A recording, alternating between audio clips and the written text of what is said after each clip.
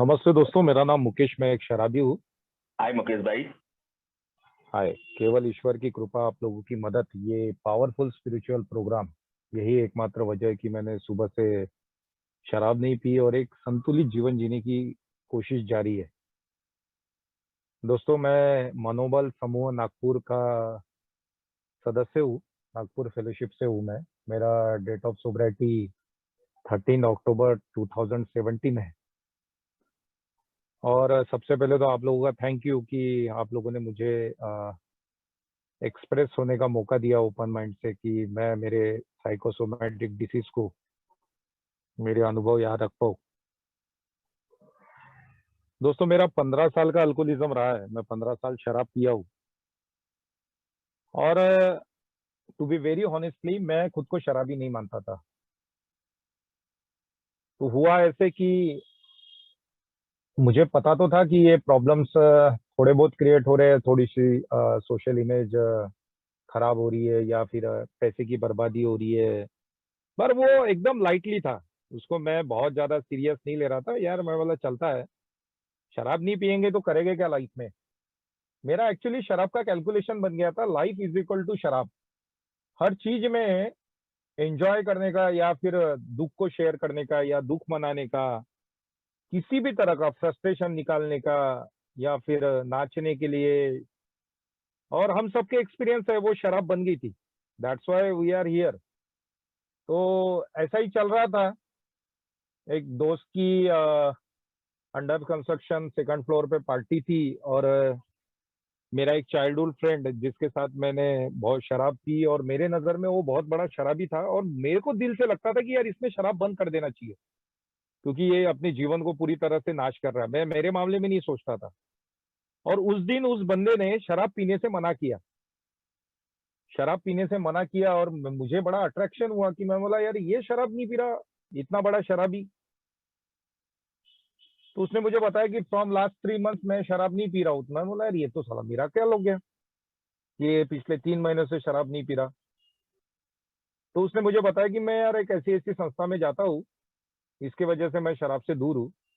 और उसने मुझे और एक व्यक्ति का नाम बताया जिसको मैं पहले से जानता था, वो 11 महीने से शराब से दूर था। तो लिटरली मुझे बहुत ज्यादा, मैं अचंभित रह गया कि यार इस तरह की मीटिंग्स करने से भी लोग शराब से दूर रह सकते थे। लेकिन मेरे सामने सक्सेस था, वो बंदा था। तो मुझे अट्रैक्शन हुआ प्रोग्राम का। उसके 2-4 दिनों बाद मैं मीटिंग्स चला गया, और by the grace of God from first day to up to 4 months मैं सोबर रहा। ये 4 महीनों में मैंने वर्कशॉप अटेंड किए, सुबह शाम की मीटिंग होती है नागपुर शहर में। कन्वेंशन अटेंड किया 2016 का। और मुझे ऐसा लगने लगा कि यार ये प्रोग्राम बहुत इजी है। क्या करते क्या है ये लोग।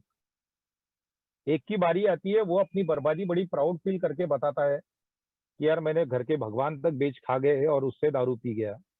मैं रास्ते पे सोया, भिखारियों के साथ भीख मांग के मैंने दारू पिया। और ऐसी ऐसी मैंने रॉक बॉटम स्टोरी सुनी, जिससे मेरा डिसीज ऑफ डिनायल स्ट्रांग होते जा रहा था, और मुझे पता ही नहीं चल रहा था। और यहाँ एक चीज शेयर हो रही थी बार बार, कि ये प्रॉब्लम सबको नहीं होता। ये बीमारी जो है अल्कोहलिज्म, ये सबको नहीं होती। ये हम जो कुछ बदनसीब लोग हैं, 15 से 20% उन्हीं लोगों को ये बीमारी होती। बाकी तो लोगों को पीने का अधिकार है यार, वो पी रहे हैं। ओकेजनल प्लानर सोशल ड्रिंक करे वो। और धीरे धीरे मेरे दिमाग में घर कर गया कि मैं 80% वाला हूँ। क्योंकि मैं 15 सालों में दिन में बड़ी मुश्किल से 100 बार शराब पिया था। मैं रात का ही शराबी था। मैंने जिंदगी में कभी किसी के लिए, शराब के लिए मैं राह देख रहा हूँ कि वो आएगा मुझे पिलाएगा, ऐसी मैंने राह भी नहीं देखी। अल्कोहलिज्म में ही मेरी शादी हुई। बीवी से भी कोई बहुत ज्यादा, बीवी भी बहुत ज्यादा मेरे को कभी बोलती नहीं थी कि यार शराब छोड़ो शराब छोड़ो। माँ बाप से भी उतना बहुत ज्यादा ये नहीं हुआ। और मुझे ऐसा लग रहा था कि मैं शराब के साथ सारी रिस्पॉन्सिबिलिटी बहुत अच्छे से निभा रहा हूँ। और 4 महीने में सोबर था। और मुझे ऐसा लगने लगा कहीं ना कहीं दिमाग में कि यार ठीक है, शराब नहीं पी रहे, जिंदगी अच्छी चल रही है।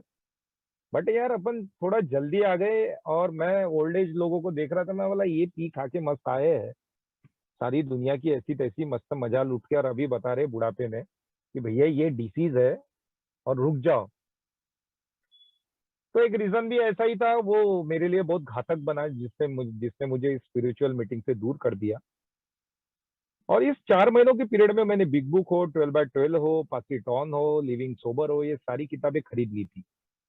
और बार बार यह जिक्र भी होता था कि ये 1941 में लिखी हुई किताब है, हमारे पहले के 100 लोगों ने, और ये किताब में मेरा पूरा वर्णन दिया हुआ है, और इस किताब ही मेरी सबसे बड़ी स्पॉन्सर है। और अगर मैं इसको सही अध्ययन करता हूँ तो मैं इस किताब के द्वारा शराब से दूर रह सकता हूँ। तो मैंने भी मन बना लिया, मैं बोला क्या रोज रोज मीटिंग्स को जाना यार, क्या इन लोगों को सुनना, और रोज क्या नया बताएंगे ये लोग, वही वही तो शेयर कर रहा है ये बंदा। और अल्कोहलिक अनोनिमस से मैं दूर हो गया। मैंने 15 दिन तक मीटिंग के बाद शराब नहीं पी। रात को करीब करीब 1 बज रहा था, और 1 बजे मैं घर जा रहा था। मेरे बाकी के रेस्ट ऑफ द फ्रेंड मेरे को बोल रहे थे कि यार दोस्त, कितने बजे रात को क्या ठंडा ठंडा खाना खाएगा, चल हमारे साथ बार में खाना खा लेना, तू शराब तो नहीं पी रहा है। बार के स्टेयर के चढ़ने तक, वहां बैठने तक मेरे दिमाग में शराब पीने का बिल्कुल भी ख्याल नहीं था।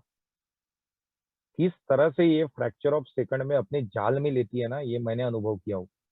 उन लोगों ने अपनी शराब का ऑर्डर किया, मैंने खाने का ऑर्डर किया, और फ्रैक्चर ऑफ सेकंड में मेरे दिमाग में वो शैतानी ख्याल आया कि इतने दिन तो हो गए यार शराब से दूर रहकर, एक 91 नहीं पीने में क्या तकलीफ क्या है। मैंने ऑर्डर कर दी, कोई कॉल नहीं, कोई कुछ नहीं, कोई विचार नहीं, कोई थिंकिंग नहीं। मैंने शराब पी 1 डेढ़ नींद, मैंने खाना खाया, मैं घर गया, मेरा कॉन्फिडेंस और बढ़ गया कि मैं 80% वाला हूँ। और ये मैं बड़ी मुश्किल से 15 एक दिन अच्छी शराब पी पाया, मेरा कॉन्फिडेंस बढ़ते जा रहा था कि मैं बोला यार इन लोगों के लिए ये अल्कोहलिक अनोनिमस, मैं तो यार 80% हूँ, और जब प्रॉब्लम होगा तब देखेंगे, अब तो सब सही चल रहा है। और दोस्तों, उस 15 दिन के बाद मैंने जो बार बार सुन रखा था कि alcoholism is a psychosomatic disease, वो मेरे जीवन में शायद ईश्वर का ही प्लान था, उसने मुझे दिखाया। ना समाज में मैं कुत्ते के जैसा नकारा जा रहा था, ना मेरे पास पैसों की कमी हो गई थी कि जिसमें मैं ब्रेड एंड बटर भी नहीं चला पा रहा, लेकिन मैं डे बाय डे डिप्रेशन में जा रहा था। मुझे समझ में ही नहीं आ रहा था कि हो क्या रहा है। डिप्रेशन ऐसा था दोस्तों कि मुझे दो चीजों को आज भी बहुत ज्यादा प्यार है। एक, ढेर सारे पैसे कमाने में, ये दूसरा ढेर सारा सेक्स करने में, जिसको one day at A time इस प्रोग्राम की वजह से उस कैरेक्टर डिफेक्ट के ऊपर भी मेरा काम चालू है, और बहुत मात्रा तक मैं सफल भी हुआ हूं। उन दो चीजों में भी मेरे को इंटरेस्ट ही नहीं बचा था। काम क्यों करे यार, क्यों करे काम, मुझे मैं जो काम कर रहा हूँ वो बिल्कुल भी नापसंद हो गया था, पसंद ही नहीं आ रहा था। बीवी के साथ सोना भी मुझे अच्छा नहीं लग रहा था। ऊपरी ऊपरी लेवल पर मैं एक नॉर्मल व्यक्ति की तरह रह रहा था, नॉर्मल व्यक्ति की तरह दुनिया को दिख रहा था, लेकिन अंदर ही अंदर मैं उस डीप डिप्रेशन में ले जा रहा था जिसका स्टेशन अकाली मौत है या पागलपन है। अल्कोहलिक अनोनिमस से दूर था मैं, और मुझे कोई कल्पना भी नहीं थी कि ये शराब के कारण हो रहा है करके। और ये सिर्फ शराब के कारण नहीं होता है, ये मुझे अभी 5 साल की सोब्राइटी में धीरे धीरे निरंतर आते रहने से समझ में आया। शराब प्लस कैरेक्टर डिफेक्ट, इसका जो कॉम्बिनेशन बनता है इज इक्वल टू अल्कोहलिज्म। और इस फैक्ट्री की सेटिंग बचपन से हुई है, ये शराब पीने के बाद सेटिंग नहीं है, ये बाय डिफॉल्ट सेटिंग है मेरी। ये जो मेरे को यहाँ आने के बाद समझ में आया कि बिल डब्ल्यू ने क्यों बोला कि वी आर बॉर्न अल्कोहलिक। और वो डीप डिप्रेशन मेरा घुसते जा रहा, मैं साइक्रेटिक के पास पहुंच गया, क्योंकि मेरे को एक और ज्यादा बड़ा कैरेक्टर डिफेक्ट है गूगल करने का कि यार हो क्या रहा है। वहां मुझे पता चला कि यार डिप्रेशन नाम की बीमारी है जिससे बहुत लोग पीड़ित है, क्योंकि उसके पहले तो डिप्रेशन का डी भी मुझे नहीं पता था। मैं साइक्रेटिक के पास गया, उसने मुझे गोलियां दी, 3 4 दिन गोलियां खाया, बड़ा अच्छा लग रहा था। 5वें दिन फिर मैंने शराब पी ली। फिर दूसरी बार मैं साइक्रेटिक के पास गया, उसके बाहर बोर्ड लगा था 700 रुपीज पर आवर काउंसलिंग, मैंने वो देकर भी मेरी काउंसलिंग कराई जो यहाँ फ्री में होती है। फिर गोलियां खाई, फिर मैंने दारू पी, कोई फर्क नहीं, डिप्रेशन डे बाय डे बढ़ता ही जा रहा था। मुझे उस साइकेट्रिक से लिटरली इतना खतरनाक रिजनमेंट हो गया था कि वो क्लिनिक में जाके उसको 2 तमाचे मारूं और ऐसी तैसी करूं, क्योंकि मैं डे बाय डे मेरी हालत खराब ही होती जा रही। इसका मेरे पूरे शरीर पे भी फर्क पड़ने लगा। मेरा डे बाय डे वेट भी कम हो रहा था, और डे बाय डे वेट कम होने की वजह से मुझे अलग अलग फियर्स जनरेट हो रहे थे कि यार मुझे हुआ क्या है। रात के समय लेफ्ट हैंड में धीरे धीरे धीरे से दर्द शुरू होता था। वो दर्द धीरे से मेरे पीठ पे जाता था, पीठ से मेरे हार्ट पे आता था, और मुझे ऐसे लगने लगता था कि अब हार्ट अटैक आ जाएगा और मेरी मौत हो जाएगी। मैंने इस पीरियड में, मेरे रिलैप्स पीरियड में, 8 महीने का पीरियड है जिसमें मैंने alcoholism is a psychosomatic disease बहुत नजदीक से अनुभव किया है। 30 बार मेरी ईसीजी कराई मैंने, 30 बार। मेरे घर के पास ही एक कार्डियोलॉजिस्ट है।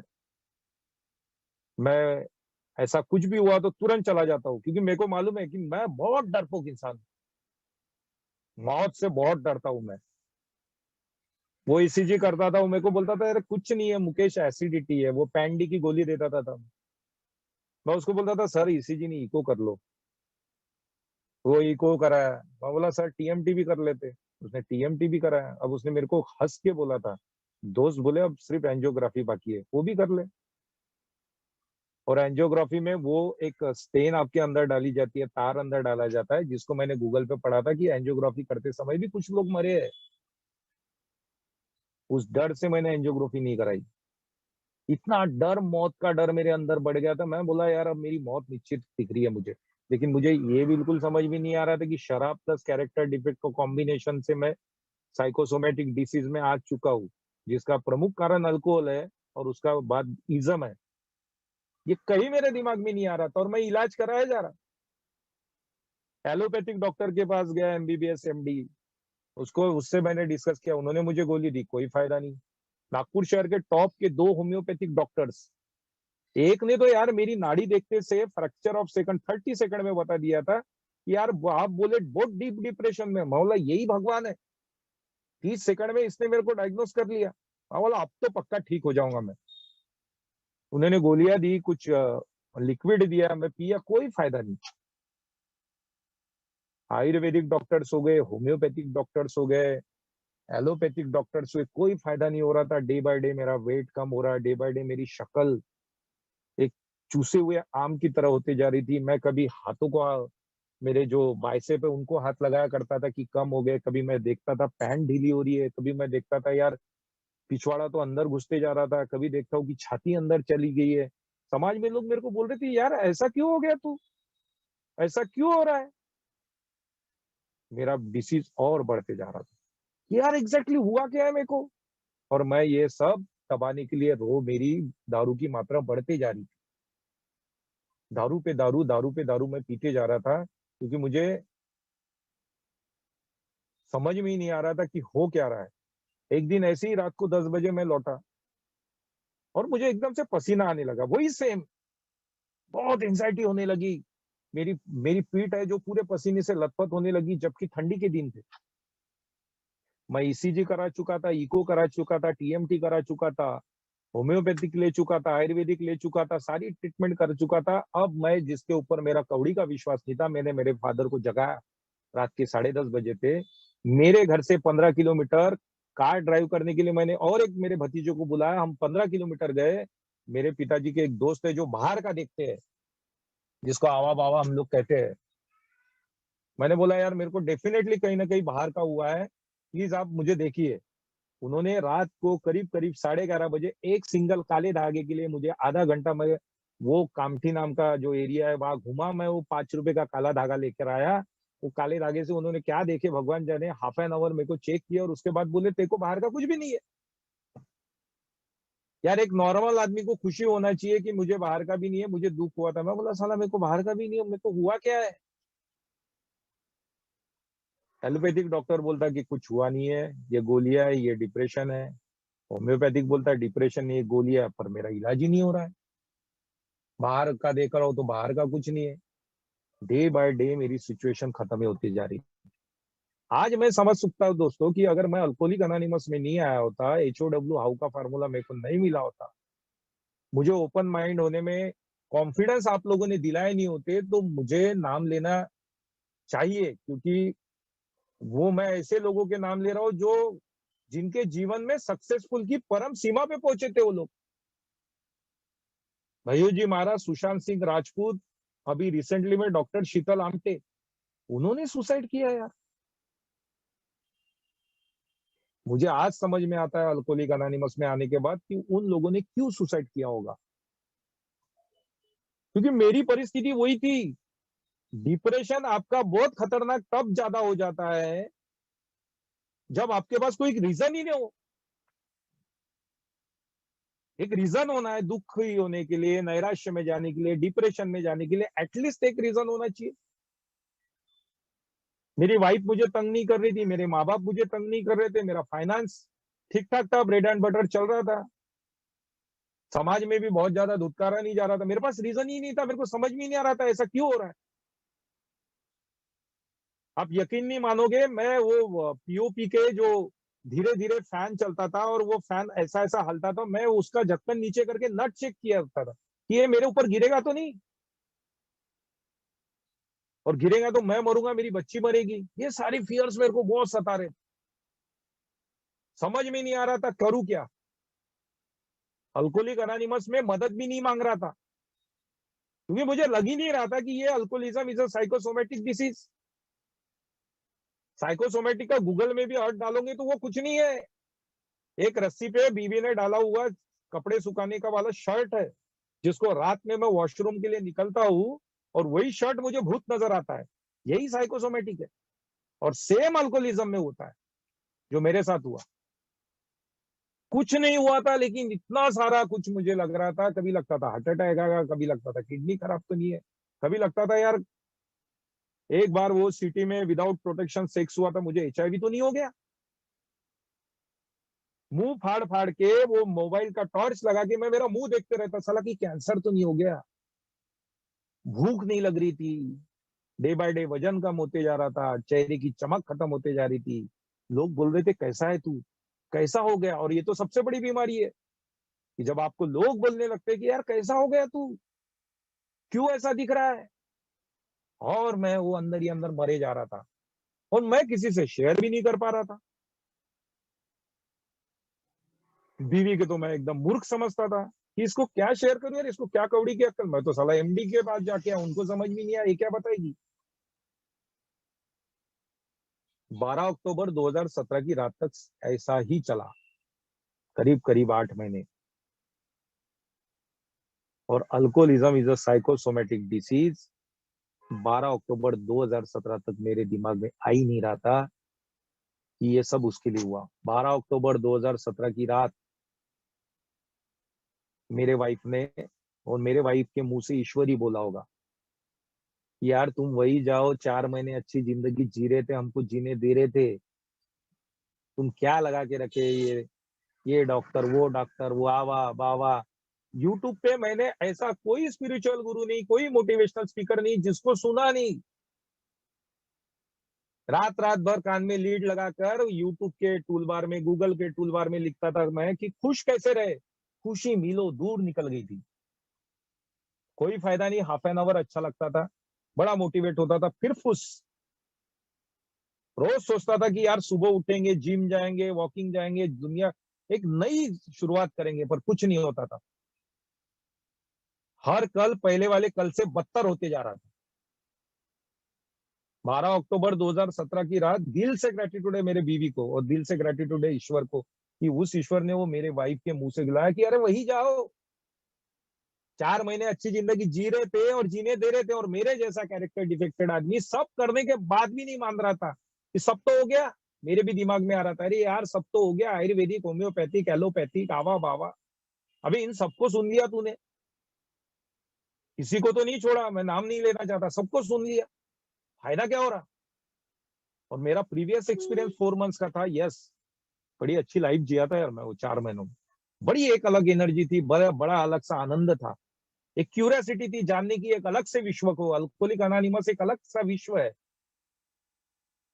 एक मीठे पानी का समुद्र है, कितना पीना है तुम पर डिपेंड है। और मैं जब 13 अक्टूबर 2017 की सुबह आधार ग्रुप में सुबह 7 बजे जब मैं पहुंचा, तो एक अलग इंसान वहां पहुंचा था। वो इंसान पहुंचा था जो लाचार था, मजबूर था, बेजार था। अब वो किसी की इन्वेंट्री लेने के लायक नहीं बचा था। अब वो इंसान पहुंचा था जिसको उस डायस से बोल रहे व्यक्ति की प्रोफाइल चेक करने की जरूरत ही नहीं पड़ रही थी कि ये रिक्शा वाला है, ऑटो वाला है, कलेक्टर है, प्रोफेसर है, लेक्चरर है, कितना पढ़ा लिखा है। अल्कोहलिक अनोनिमस में आया था तब इसके गले में चेन थी क्या? अब कितनी मोटी चेन है। स्प्लेंडर से आया था, बीएमडब्ल्यू है कि इसके पास, फाइनेंशियल ग्रोथ कितनी हुई, ये सारी इन्वेंट्री लेने की मेरे पास सब औकात ही नहीं बची थी। अब मैं उस कुर्सी पे बैठकर सिर्फ सुन रहा था कि इसके जीवन में इस तरह का डिप्रेशन, इस तरह का साइकोसोमेटिक डिसीज अनुभव किया क्या इसने, और किया है तो ये निकला कैसे। पहली बार मेरा ईगो टूटा। मैं मदद मांगता हूं भी नहीं। उसको इंग्लिश में क्या बोलते हैं मुझे नहीं पता, बिग बुक में वर्णन है, अति स्वावलंबन, खुद के ऊपर आवश्यकता से अधिक भरोसा। ये भी एक बहुत बड़ा कैरेक्टर डिफेक्ट है। ये पढ़ने के बाद मुझे समझा जो मेरे पास था। मैं लोगों की ऑलरेडी इन्वेंट्री लेता था। ये आदमी यार मेरे को क्या अक्ल देगा, इससे क्या हेल्प मांगना है। हाँ, अल्कोहलिक अनोनिमस में लोगों की इन्वेंट्री लेके उनको जज करते रहता है, कम पढ़ा लिखा, वो बेवकूफ। तो मैं मदद मांगता ही नहीं था। मैंने ऐसे व्यक्ति को मदद मांगी जो मेरे से 10 साल छोटा है। ऐसे व्यक्ति को मदद मांगी जिसका एजुकेशन मुझसे बहुत कम है, क्योंकि मेरे पास कोई चारा नहीं था। वो मेरा पहले का दोस्त था, मेरे आकर्षण से अल्कोहलिक अनोनिमस में आया था, और वो सोबर था और बहुत ब्यूटीफुल लाइफ जी रहा था। मला दोस्त, सिर्फ मुझे खाना खाने के लिए और नहाने के लिए घर छोड़ा कर, प्लीज मेरी हेल्प कर, तू जहां जाता मुझे लेकर चल। मेरी परिस्थिति क्योंकि इस तरह से थी, क्योंकि मैं रास्ते से चलता था, ऐसा लगता है चक्कर आके नीचे गिर जाऊंगा। मौत तो एक बार आकर निकल जाएंगी, लेकिन मौत का डर रोज मारता है, रोज रोज मारता था मेरे को। मौत का डर रोज मारता था। समझ में नहीं आ रहा था क्या करूं। दुनिया मुझे, हरी दुनिया रेगिस्तान की तरह लग रही थी। दूर दूर तक पेड़ नजर नहीं आता था, दूर दूर तक कहीं पानी नजर नहीं आता था। ऐसी मेरी जिंदगी होगी। उस दोस्त ने मेरी मदद की, मुझे लेके गया। मैं सुबह शाम की मीटिंग्स करने लगा। इस बार एक बीमार व्यक्ति अपना इलाज कराने आया था। इस बार एक साइकोसोमेटिक व्यक्ति अपना इलाज कराने आया था। वो व्यक्ति नहीं था जो 4 महीने पहले आया था, जिसने 4 महीने की सोब्रिटी की थी, जिसके लिए अल्कोहलिज्म अनोनिमस सिर्फ एक क्यूरियोसिटी का प्रोग्राम था, जिसके लिए अल्कोहलिक अनोनिमस एक अलग तरह का प्रोग्राम था, जिसमें जानकारी लेने, कलेक्टिव नॉलेज जमा कर रहा था। Who is BW, who is doctor Bob, कैसे हुआ 1935 41 में बिग बुक, सिर्फ कलेक्टिव नॉलेज जमा कर रहा था। कलेक्टिव नॉलेज किस लिए? तो इस कलेक्टिव नॉलेज को पढ़कर मैं लोगों को शेयर कर सकूं, लोग ताली बजाए, और ये एक एक कमरों के बाहर मेरी तारीफ करे, यार मुकेश सिर्फ 4 महीने से आया, तू क्या नॉलेज है यार तेरे को। अरे यार, मैं तालियां बटोरने नहीं आया हूँ। मेरे को उस दिन पता चला जिस दिन मेरी मजबूरी मुझे 13 अक्टूबर 2017 को यहाँ लेकर आई। मैं किसी की तारीफ सुनने यहाँ नहीं आया। और उस दिन से मैंने धीरे धीरे धीरे धीरे ऑनेस्टी से बैठकर पूरा 1 घंटा ईमानदारी से सुनने लगा। और मैं, आप यकीन मानो दोस्तों, 3 दिन निकले, फिजिकल क्रेविंग थोड़ी बहुत थी वो निकली। महीना हुआ, 2 महीना हुआ। एक ऐसी संस्था है, मेरा व्यक्तिगत मानना है, दुनिया में ऐसी संस्था ही नहीं है, ऐसी ऑर्गेनाइजेशन दुनिया में है ही नहीं। वो किस जात का है, किस धर्म का है, किस प्रोफेशन का है, कहाँ रहता है, लेकिन सिर्फ मालूम पड़े ना कि उस दोस्त ने 8 महीने बाद दारू पी, बड़ा दुख होता है। जब मैंने मदद के लिए हाथ सामने बढ़ाया यार, सैकड़ों हाथ सामने हुए, सब गले लगा रहे थे, बोल रहे थे यार दोस्त कुछ नहीं होता, आते रहे। हमारे साथ भी ऐसा ही हुआ। थोड़ा ही तो 19-20 का फर्क है, कुछ नहीं होता, आते रहे। अब मुझे वो रॉक बॉटम स्टोरीज में जो सोच रहा था, मैं बोला साले ये बहुत कमीने लोग हैं यार, ये सब ऐसी तैसी करके आए हैं अपनी। अब मेरे कान अलग तरह से सुनने लगे थे कि दोस्त तेरे साथ ये नहीं हुआ, ये बता रहा है कि तेरे साथ हो सकता है। देखो वार्न कर रहा है, रुक जा, यही बैठ जा। अदरवाइज मैं इतना रॉक बॉटम जो देख के आया हूँ, वो तू देखने की शायद तेरी औकात ना हो। मैं ये 8 महीने के साइकोसोमेटिक डिसीज में मेरी रूह कांप गई थी यार, रूह कांप गई थी। मैं सोच भी नहीं सकता था कि मैं लाइफ में फिर से हैप्पी हो पाऊंगा। डे बाय डे मैं मरते जा रहा था, मेरे को लग ही नहीं रहा था कि मैं यार फिर से अच्छी जिंदगी जी पाऊंगा, जॉयफुल फ्री लाइफ जी पाऊंगा, लग ही नहीं रहा था। महीना हुआ, 2 महीने हुए, 3 महीने हुए, सच में बता रहा हूँ डिप्रेशन का कैसे ईश्वर आपके जीवन से डिप्रेशन निकाल कर हैप्पीनेस भरते रहता है। आज 5 साल हो गए यार। साइकोसोमेटिक आज भी हूं मैं, जल्दी डर जाता हूँ, लेकिन थैंक गॉड अल्कोहलिक अनोनिमस ईश्वर मेरे साथ है। मेरे साथ ये 12 स्टेप है, आप लोग हो, मार्गदर्शक है, तो मुझे समझ में आता है कि डरना नहीं है यार। ये तो आएगा, ये तो घबराएगा, ये तो सताएगा। रेमेडीज है, स्पिरिचुअल वेपन्स है, तू यूज तो कर भाई, तलवार तो निकाल। मीटिंग की तलवार निकाल, बिग बुक की तलवार निकाल, स्पॉन्सर की तलवार निकाल। तू जा तो उज्जैन कन्वेंशन अटेंड तो कर, तू जा तो नागपुर, वहां तो कन्वेंशन अटेंड कर, जा इन्वॉल्व तो हो, किसी को मैसेज तो दे। अरे यार किसी को फॉलो अप तो दे, किसी को पीछे गाड़ी पे बिठा के कहीं मीटिंग को तो ले जा। ये सब जब मैं करने लगा, सच में बता रहा हूँ, मेरा व्यक्तिगत मानना है, maybe I am wrong, depression का मेडिकल के पास सच में कोई इलाज नहीं है। डिप्रेशन का इलाज सिर्फ और सिर्फ ईश्वर के पास है। और ईश्वर कहीं बसे ना बसे, अल्कोहलिक अनोनिमस के कमरों में जरूर रहता है।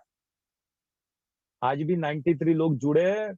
मेरा विश्वास है जो 94वां मेरा ईश्वर जरूर सुन रहा होगा यार। ये मेरा विश्वास धीरे धीरे आते रहने से अनबिलीवेबल है यार। मैं पिछले 5 साल से शराब से दूर हूं, अनबिलीवेबल तरक्की है मेरी, physically, mentally, financially, socially, spiritually, सच में।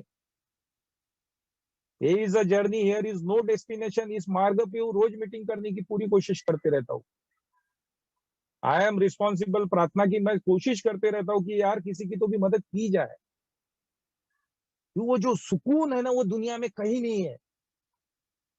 आज मेरे थॉट्स यार, मैं खुद के ऊपर यकीन नहीं कर पाता कि आवश्यकता से अधिक पैसे की जो मेरे अंदर लालसा थी, ये प्रॉपर्टी लेना है, वो प्रॉपर्टी लेना है, सोनी की चेन बताए, परमात्मा काम कर रहा है यार। कि मेरे अंदर वो सवाल निर्माण करता है, परमात्मा भी तू करेगा क्या, सच में जरूरत है। ये अल्कोहलिक अनोनिमस में आने से मेरे अंदर, सच में बता रहा हूँ, सच में उस परमात्मा का लाख लाख आशीर्वाद है। और ये बार बार शेयरिंग करता रहा, मैं बार बार शेयरिंग करता रहा कि मेरे साथ ऐसा हुआ, मेरे साथ ऐसा हुआ, मेरे साथ ऐसा हुआ। और ये सिर्फ शेयरिंग करने से, ओपन माइंड से, हॉनेस्टी से शेयर करने से मेरा इलाज होने लगा यार। बहुत सिंपल सिंपल से फार्मूले, मैं रोज मीटिंग्स आते रहा, ईमानदारी से सुनता रहा, मुझे मौका मिला, मैं शेयर करता रहा। अब शेयरिंग मैं किसी के लिए, किसी को इंप्रेस करने के लिए शेयर नहीं करता था, मैं ऑनेस्टली से शेयर करता था। आज भी पूरी ऑनेस्टी से, सिर्फ मेरे व्यक्तिगत अनुभव और बिग बुक के अलावा बाहर की शेयरिंग करने की मैं बिल्कुल इच्छा ही नहीं रखता हूँ। क्योंकि मुझे पता है यार, कलेक्टिव नॉलेज तुम्हारा, मेरा इंटेलेक्चुअल लेवल, मेरे आस पड़ोस के लोग, मेरे माँ बाप, मेरी बीवी, मेरे इतना बड़ा पीआर हो, मुझे साइकोसोमेटिक डिसीज के, मुझे सिर्फ और सिर्फ अल्कोहलिक अनोनिमस और मेरे समझ के ईश्वर ने यहाँ से बाहर निकाला। दोस्तों, जिस किसी को भी आज भी डिसीज ऑफ डिल्यूजन में, मेरे ख्याल से एक नया भाई आज जुड़ा है, मैं उनका दिल से स्वागत करता हूँ। भाई बहुत सही जगह आए हो।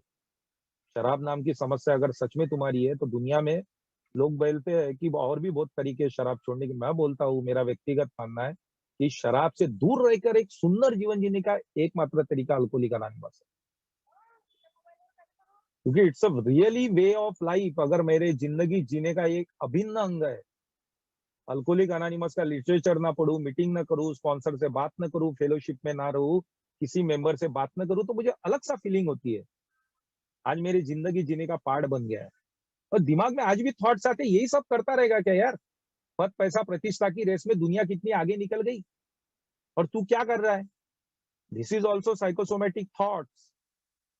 ये मुझे आज समझ में आते कि मेरा दिमाग, मेरा दुनिया में सबसे बड़ा दुश्मन अगर कोई होगा ना, तो मेरा ही दिमाग है, जो मुझे बार बार मिस गाइड करने की पूरी कोशिश करता रहता है। क्योंकि उसके अनकॉन्शियस माइंड में 15 साल की दारू बसी है।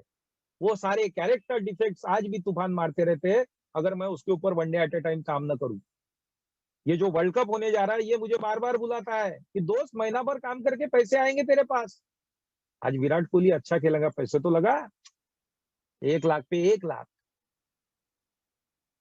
अच्छे कपड़े पहन के बाजू वाली आंटी आपको बुलाएगी, पर उस आंटी की लाइफ के साथ तुम्हारी भी लाइफ बर्बाद हो जाएगी। क्योंकि एक परिवार के साथ दो एक मजा 2 परिवार बर्बाद कर सकते, ये अल्कोहलिक अनोनिमस ने मुझे बताया। अरे दोस्त, सिर्फ दारू प्रॉब्लम नहीं है, दारू के तो खतरनाक रिश्तेदार ये है जुआ, बीवी के अलावा दूसरे औरतों से संबंध, और बहुत सारे कैरेक्टर हुए, बिना वजह लोगों से ईर्ष्या, मैं हूं कुछ नहीं लेकिन होने का बहुत बड़ा अहंकार, मेरे लड़की को 90% मिले, बाजू वाली को क्यों 92% मिले, डिसीज ऑफ कंपैरिजन। ये सब बीमारी ही मेरे को लेके जाती है उस साइकोसोमेटिक की तरफ। मैं अगर सिर्फ दारू से दूर हूं, अगर मैंने अल्कोहलिक अनोनिमस के कार्यक्रम को नहीं जाना, नहीं पहचाना, one day at a time इसके ऊपर काम नहीं किया, तो सिर्फ शायद मैं शराब से दूर रह पाऊं। वो साइकोसोमेटिक थॉट्स, वो निगेटिविटी मुझे कई साल की सोब्राइटी के बाद भी तंग करते रहेंगी। थैंक गॉड मुझे इस चीज का पता है, मैं आज उस थॉट से घबराता नहीं।